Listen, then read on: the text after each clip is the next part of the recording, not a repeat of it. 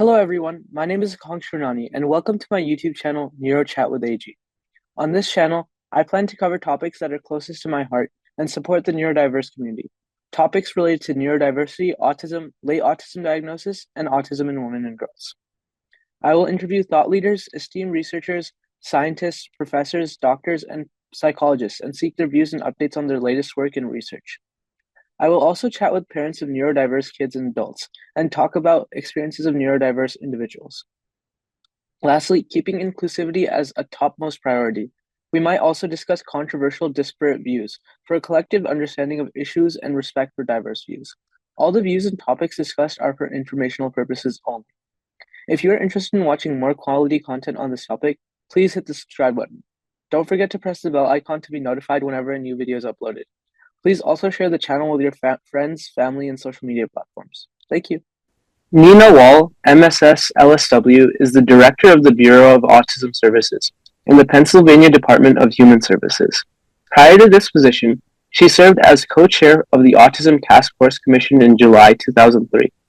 She was a founding member and first president of the Pennsylvania Action Coalition for Autism Services, PACAS, a statewide board of regional autism advocates. She has served as a board member for Pennsylvania Protection and Advocacy and served for 7 years as the Information and Referral Director for the Autism Society of Greater Philadelphia. A graduate of Bryn Mawr College's Graduate School of Social Work and Social Research, Ms. Wall worked as a family, child, and adolescent therapist with a specific focus on clinical work with families of children and adolescents with autism and other behavioral health challenges. Ms. Wall is the parent of a young adult with autism. Ms. Wall, thank you very much for your time today. Oh, it's my great pleasure to be here. And one small edit. I served as the director of the Bureau of Supports for Autism in Pennsylvania for just shy of 19 years, and I left that position about a month ago.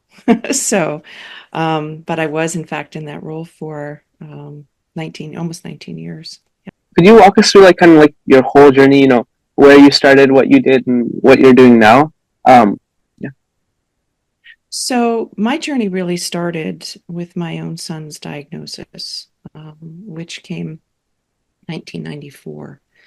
And at the time, I live in Pennsylvania, and like many other states, at the time there really weren't services and supports that were uh, available for individuals with autism. And that became very apparent to me when I began to try to put in place what it was that he needed. And he was just shy of his third birthday when the diagnosis came.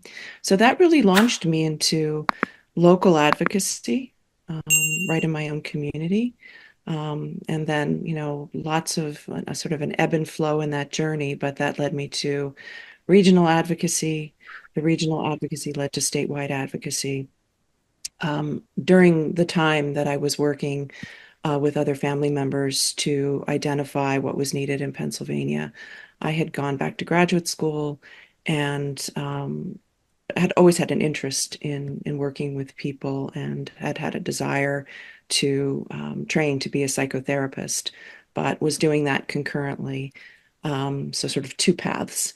And then in the early 2000s, we formed a statewide autism coalition, which you referenced as the Pennsylvania Action Coalition for Autism Services. And this was comprised of statewide leaders, so primarily family members and self-advocates from across the Commonwealth who came together to identify that there were real needs and issues and things that needed to be addressed by the system.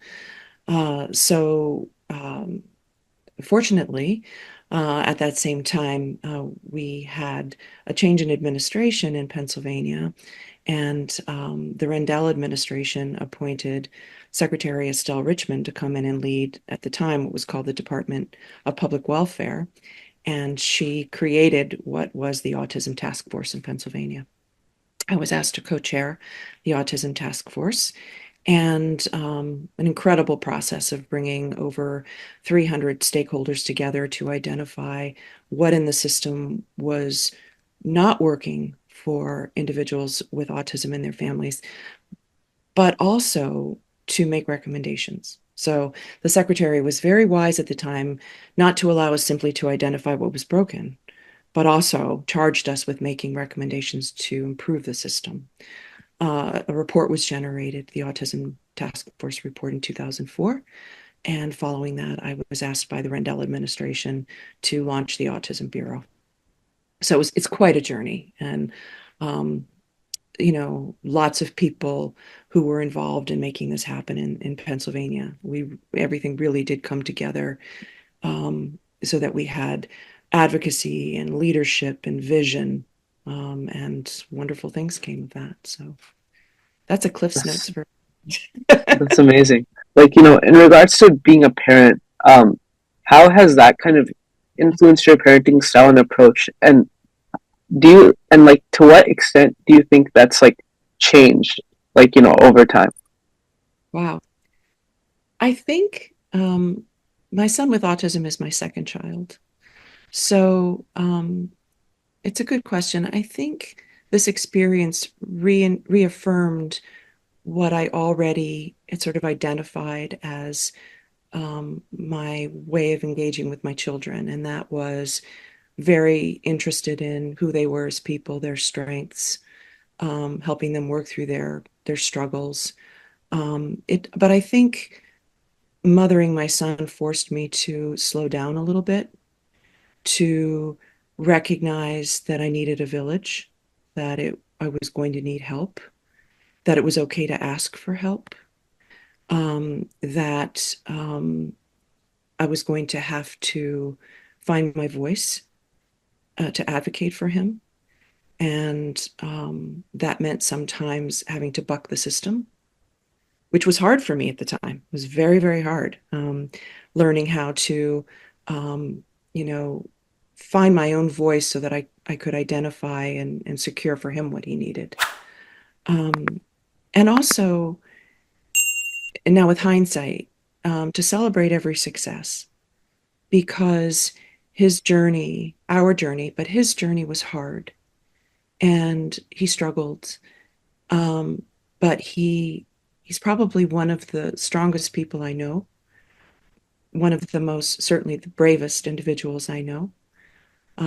So he taught me a lot about courage, perseverance, patience, and always looking for the strength in something, whether you're working with a person or a system. So it informed, mothering my son informed pretty much every facet of how I have approached my professional work too. Regarding that professional work, you were the founding director of Pennsylvania's Autism Bureau, and like you said, you were there for 19 years, which is like, I mean, I haven't been alive for 19 years yet. Humbling. um, It's humbling. That's great. so Pennsylvania has done some groundbreaking work in building support for autism and the larger neurodiverse community. So could you tell us more about that? Well, we were really fortunate, as I mentioned, the Autism Task Force and the report that was generated, because that gave me a blueprint, right? It gave me a compass. So we had our entire community informing those recommendations, which was an incredible way to jumpstart the work. Our Pennsylvania autism community, and I have to remember this was 2003, 2004, identified that there was certainly a need to address the children's system and there was a lot of work that needed to be done there, that there really was a challenge in that there was not a system for adults with autism. So we were really tasked with prioritizing the development of adult services in Pennsylvania.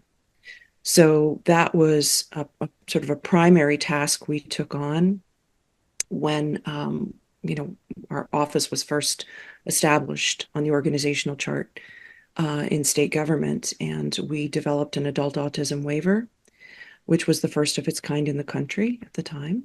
We also developed a second model that had similar goals and similar values informing it, but was sort of a managed care approach to providing home and community-based services. We also launched into robust training in absolutely every system. There was a need and remains a need for knowledge and understanding about autism. So we prioritized training. We also established the ASSERT Collaborative, and that's ASERT. I would encourage folks to take a look at this, the site, paautism.org.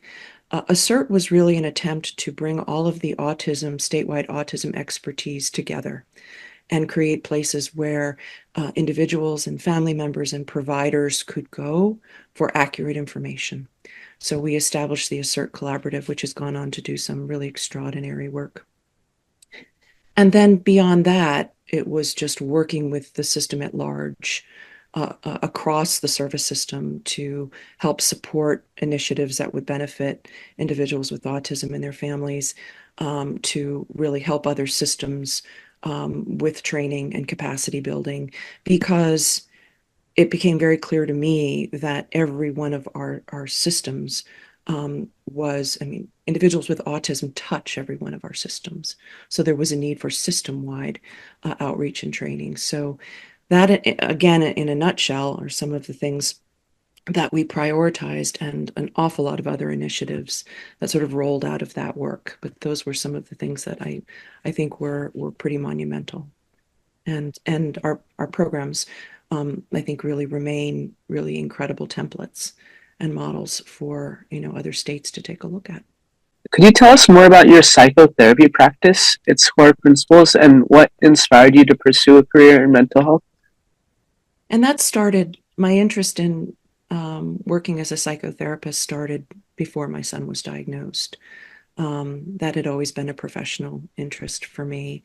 But after he was diagnosed, I started doing work for the Autism Society of Greater Philadelphia, and I was the information and referral director. And what that meant was I had a phone in my kitchen, and people would call I was the resource person, so people would call that number, and I wound up spending hours and hours on the phone with families who had children with new diagnoses, talking to individuals, autistic individuals, talking to providers who were looking for information about best practice. And I found that work extraordinarily rewarding. And that was really what propelled me to pursue graduate work in really looking at how to support families and individuals who were experiencing mental health challenges or just trying to navigate the overwhelm of a family member with a new diagnosis. So that was, I think that, and also my own experiences informed that. I, as a very young mom with two small children, one with a diagnosis that was largely misunderstood, felt very isolated and alone when I first launched into my journey. And I really identified that there was a need for support. So that's what led me into the field. So, and it became very, very clear to me as I was pursuing my studies, and when I opened my practice, that there was a real vacuum in terms of need for this type of support for individuals on the spectrum and their families. There really weren't a sufficient number of practitioners trained to know how to support individuals with autism, individuals who were neurodiverse, who were grappling with mental health challenges or anxiety or depression, or sometimes a robust history of trauma. A lot of individuals had very, very challenging and sad histories in the system. So, and it's really been a gift because my patients have taught me so much.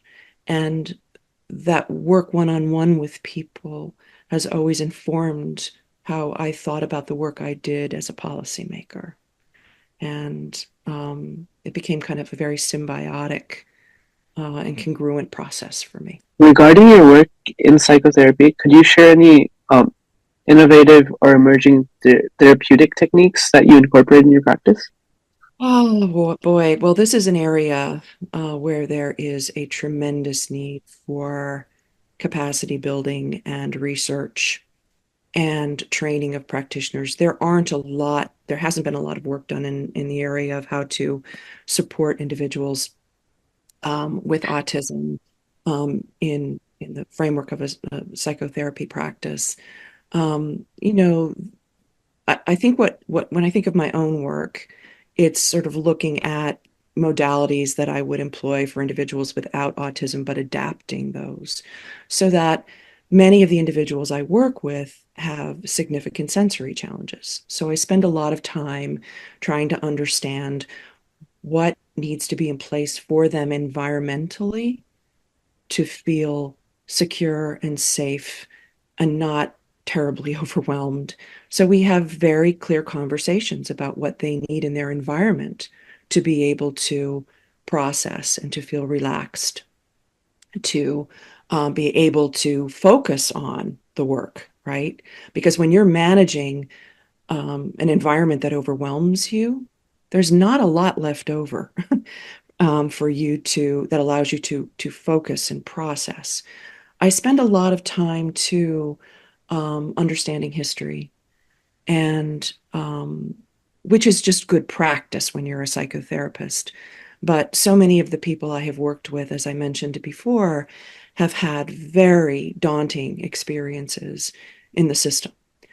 Perhaps because they weren't diagnosed accurately, perhaps because they received supports and services that were not aligned with their needs, and in some cases might have complicated and made things more difficult for them. So I spend an awful lot of time um, um, focusing on history. And then finally, I'll say I take a very strengths-based approach.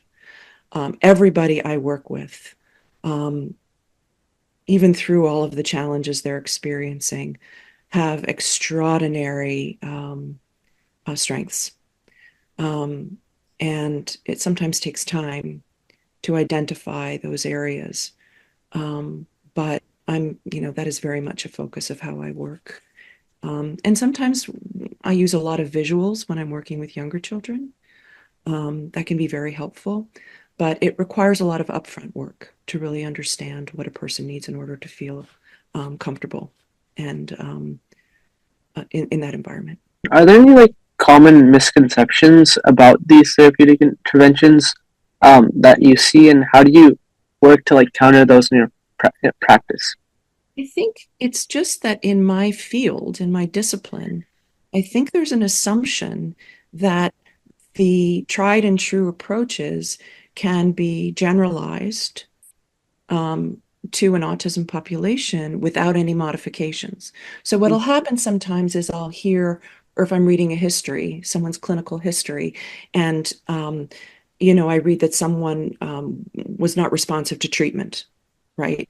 That they did not succeed, right, in a particular therapeutic environment, and it's almost as if the onus or the failure, right, is directed to the individual versus as clinicians taking a look at what we're doing or what we're not doing. Why isn't the individual responding? What is it that we need to be doing differently? So there's still a real rigidity in the field, although I think that's changing. But if all you have is a hammer, everything looks like a nail. And that's a problem. I mean, that's a problem across the board when you're working with people. But I think there has to be a willingness to modify our approach and spend some time really getting to learn about autism. And then, given the variability and the uniqueness of everyone's experience with autism, how that affects the individual you're working with. Regarding sensory processing issues, so how do you incorporate like that into your therapeutic approaches, and what role do those issues play?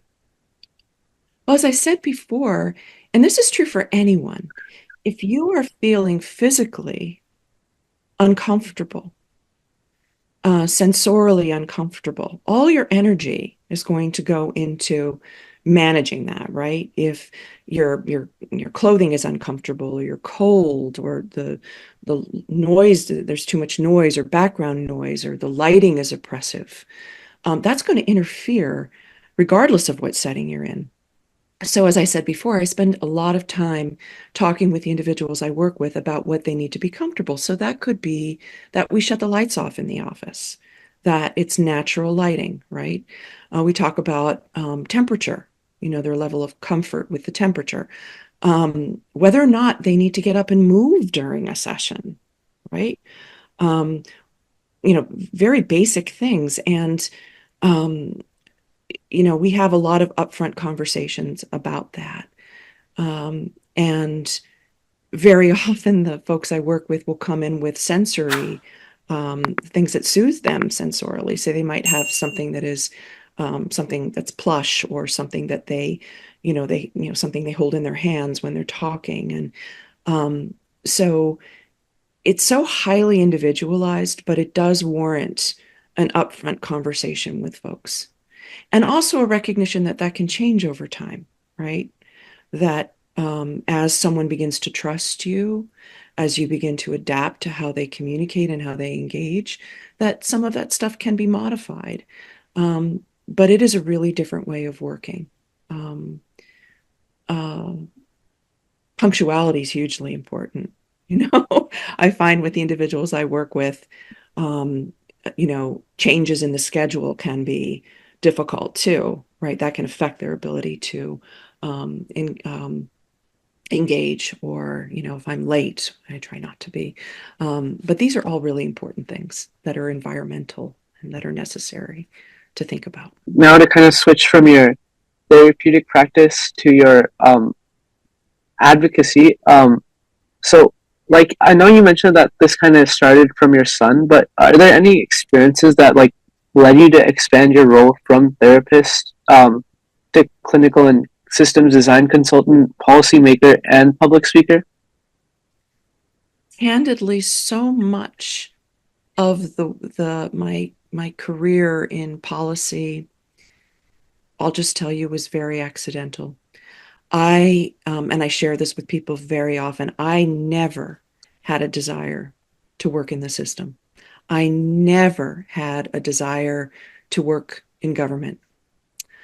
And so I used to joke with people when I started in the role that I agreed to stay 6 months and that I wanted to go back to the work I was doing.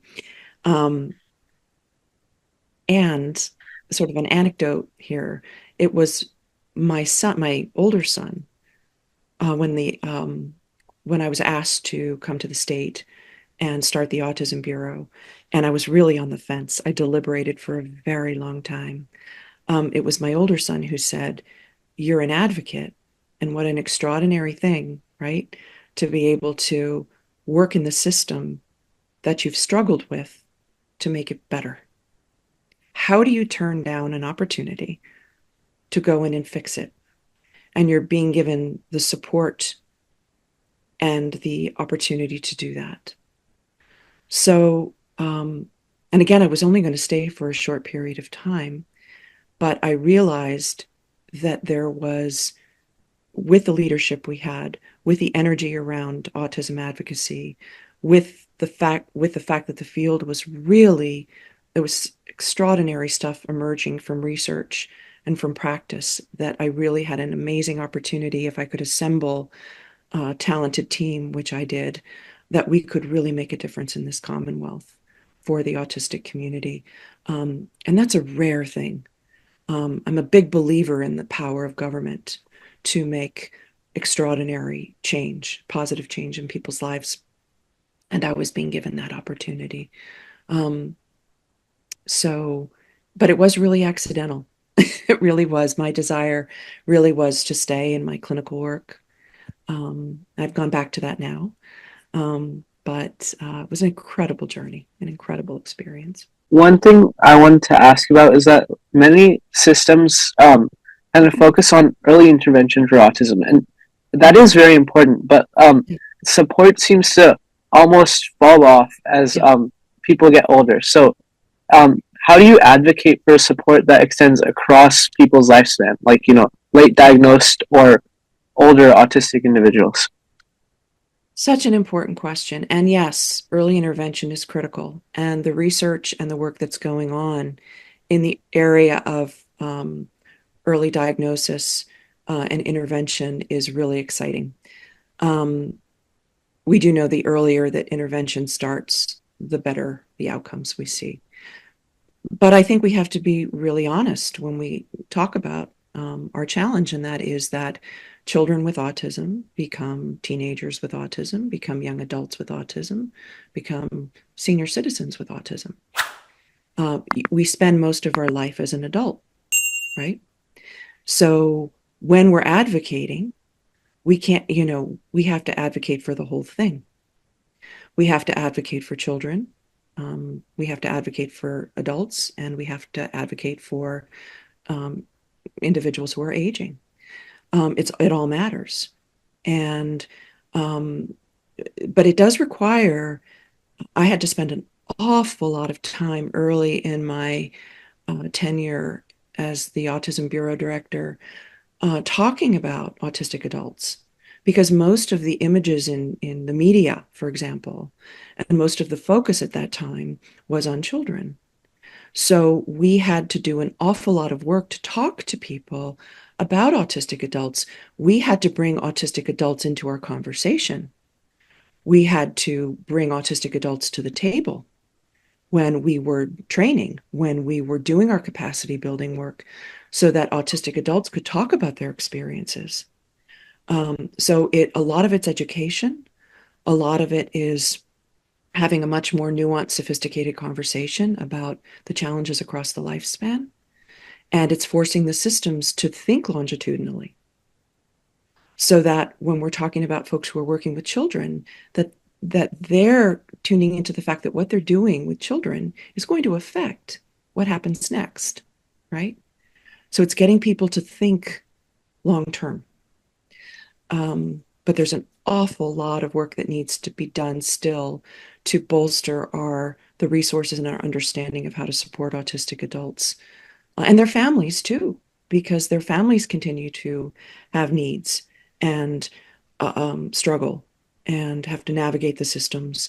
So we just have to keep a spotlight on it. I think things have improved tremendously, but we can't let up, I guess. Are there any policy changes you'd like to see in mental health and your developmental service? Well, parity. I mean, I think we still very much live, and now there's a framework for that to happen, and but we still operate very much within a medical model, and I think this is across the board, not just with respect to people with autism, that we pay equal attention to mental health, and that in terms of our funding priorities, right? That the services are available to individuals, that the services that are available are provided by trained clinicians, right, who understand the needs, that we recognize that there are, and speaking specifically about autism, so many individuals who haven't been accurately diagnosed, who have experienced really adverse negative things in the system that did not understand their needs. Many autistic adults who are isolated and alone and dealing with crippling anxiety and sometimes real sadness because they're not connected in ways that they would want to be, or very practical opportunities aren't available to them. Employment and housing and transportation, and so all of this is interconnected. And again, I think we're making some progress in our awareness, but there needs to be heightened research into practices, best practice, and there need to be resources allocated to support what's needed. Can you share your views on the Autism Cares Act and Yeah. further changes thereof you would advocate for? Yeah. Well, it's great. I mean, it's a wonderful thing, and it CARES funds so much extraordinary research and systems work. Um, so I've been following it, probably not as closely as I should have been, but it's pivotal. And I think we need to ensure that we have the advocacy on board to support, see this across the finish line. I would say that um, I'm heartened to see that the priorities remain and focused on research. I'd like to see a real emphasis on translational research so that what we're learning is translated to practice. I would also like to see an emphasis on addressing some of the gaps in the system, which you can run a truck through, in really looking at what a real continuum of care should look like, bolstering family supports.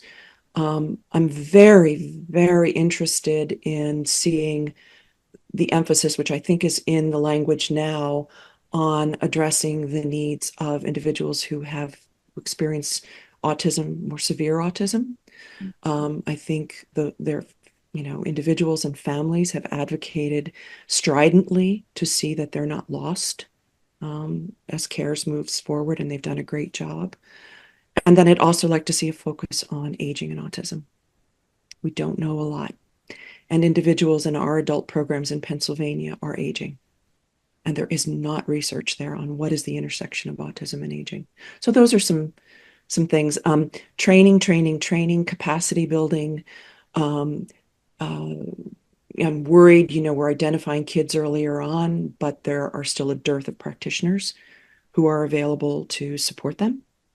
So we have a huge amount of capacity building work to do, but I think CARES has touched on a lot of these areas. So I'm a big fan, a big champion, and will continue to advocate forcefully. Like you mentioned, there's a lot of good policy going on right now, and there's a lot of good policy that you'd like to get passed. So, what do you think some of the most significant barriers are to getting that done, and how are you working to overcome them? This could be a chapter in a book. I think our a lot of progress has been made, and autism is on the map in some of our systems discussions in ways that it has not been, which is really encouraging. So I don't want to dismiss the extraordinary work that's been done. I think we have to look at changing mindsets, though. I think we still have very preconceived ideas about, and not just for autism, but individuals who, neurodiverse individuals, individuals who experience the world differently. We still have very, in some cases, archaic ideas about individuals and how they learn, right? And how we define success and how we um, uh, so I think a change in mindset, there's a huge need for education still. Um, in terms of systems, though, our systems are very rigid and siloed. And in order to tackle some of the really complex issues that we're facing, when you're talking about individuals who have multi-system needs, is getting the systems to be able to collaborate more efficiently, more effectively, for there to be more fluidity with funding streams, right? We need to look at regulation that is maintain the regulation and that helps us get where we want to go, but maybe take a look at what the barriers are to progress and moving forward.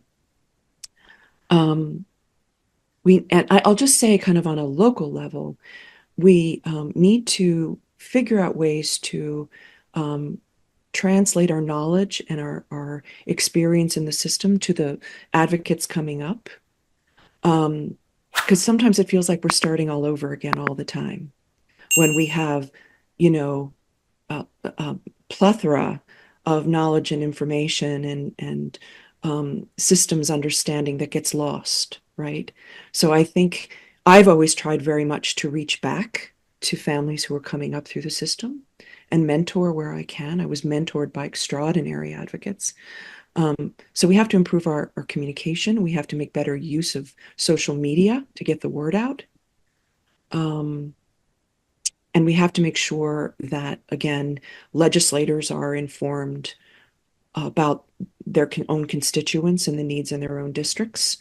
They can understand the need so that adequate funding is available to support the supports and services that are needed.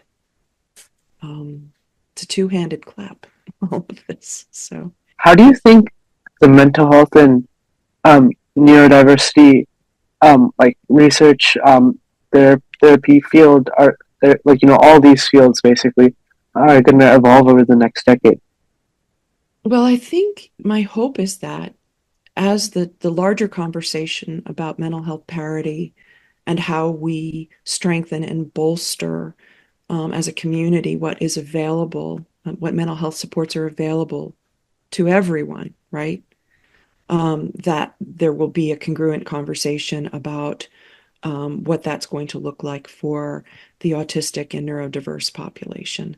Um, and in addition to that, my hope is that we can bolster our toolbox, right? We can, you know, that there would be more research and data amassed with respect to best practice, ways to share that knowledge, to cross train.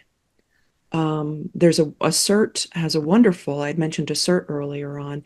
They have a wonderful initiative right now. It's the acronym is TRAIN, TRAIN, and the focus is on training mental health practitioners to work with this population. And it is a real effort at capacity building. So I think there's, and I'm sure there are other promising practices that need to be looked at. And we want to do more of that. We want to look at those promising practices, those evidence-based approaches that are emergent and are demonstrating and that yielding good outcomes. We want to do more of that, and then feel okay to ditch the things that aren't working. Let go. Right? It's okay. But I think we need a revamped toolbox, and I see that that's happening. It's just it takes time. Regarding that revamping of the toolbox, if you could change one thing about the current mental health system, what would it be and why? Its services are readily available, that they're not so hard to access, that, and I hear this all the time, that individuals who are looking for services for themselves or family members who are looking for services can't find them or they can't afford them. And that's a problem, that they are accessible, that they are affordable, that they are good quality. And we have a ways to go. There really are a dearth of quality services available that are that people can afford. To ensure again that the commercial insurance industry too, right, is doing their part in covering services. It's a two-handed clap between the public system and the private system, and the commercial insurance industry needs to be part of the solution as well. Is there any final advice you'd like to give to other parents who've just received an autism diagnosis for their child? There's so much. I mean, I would say that some of the best advice and comfort that I found in the earliest part of my journey came from other parents.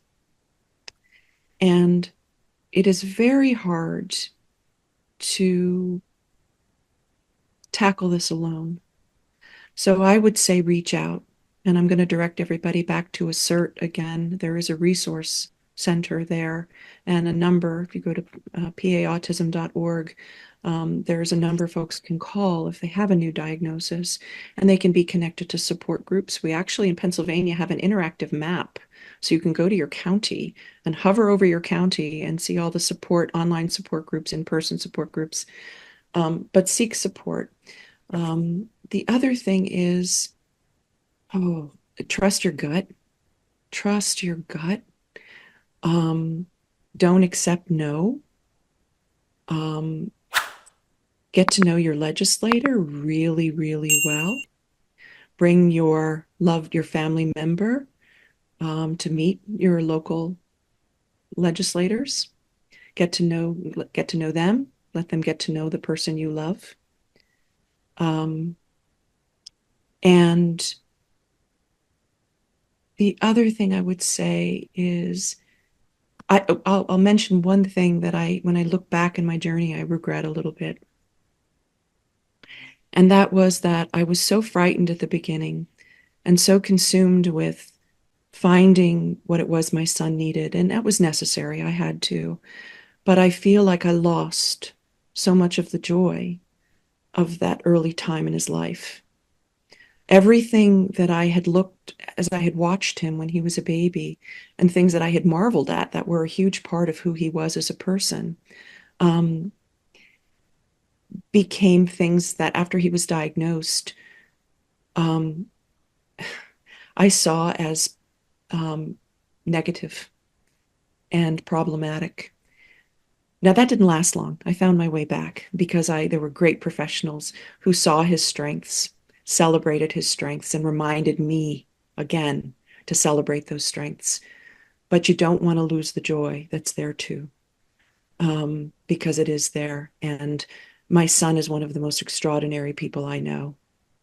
And he's taught me so much about courage and strength and focus and honesty. And if we learn from our children, um, they have a lot to teach us. But we need help because there are parts of this that are very, very, very hard. But I would encourage families to reach out. I'm happy always to talk to families who have children with a new diagnosis. Even during my tenure at the state, when I was running the Autism Bureau, when the phone would ring at my desk and I had a family member who had a new diagnosis, that was an important call for me to take and an important conversation for me to have. So we need to keep reaching back and helping one another. Miss Wall, thank you for taking the time to share your invaluable insights with us. You. Your depth of expertise across all these things, clinical practice, systems design, and policy is like really inspiring. And I can feel your commitment to fostering a more inclusive and responsive approach to mental health and autism care.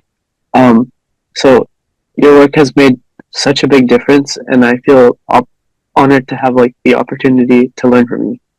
Thank Thank you you so for much. taking your time, and this has been an extraordinary opportunity. So thank you too for all the work you're doing. It makes a huge difference.